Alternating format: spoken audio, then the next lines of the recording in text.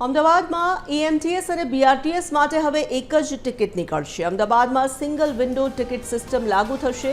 AMTS અને બીઆરટીએસના મુસાફરોને app અને સોફ્ટવેર મારફતે ટિકિટ મળશે। 472 કરોડના ખર્ચે 12 વર્ષ માટે સોફ્ટવેર ખરીદવામાં આવશે। મુસાફર એપ મારફતે એક બસમાં બેસી જે સ્ટોપ સુધી જશે તેના પૈસા કપાશે। જેટલા બસ સ્ટોપ બદલશે તે પ્રમાણે એપથી રૂપિયા કપાશે। એએમટીએસ બીઆરટીએસમાં ફિઝિકલ ટિકિટ ઓછી કરવામાં આવશે।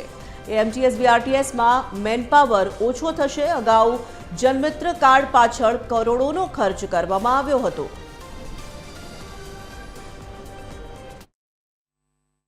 લોકો ઉત્તરમાંથી પૂર્વમાં, પશ્ચિમમાં જવા માટે, દક્ષિણમાં જવા માટે ઉપયોગ કરતા હોય છે। રોજિંદા 6 લાખ કરતાં વધારે મુસાફરો એએમટીએસ અને બીઆરટીએસનો ઉપયોગ કરતા હોય છે અને મહાનગરપાલિકા દ્વારા ઝડપી સેવા બીઆરટીએસ અને એએમટીએસની પૂરી પાડવામાં આવતી હોય છે।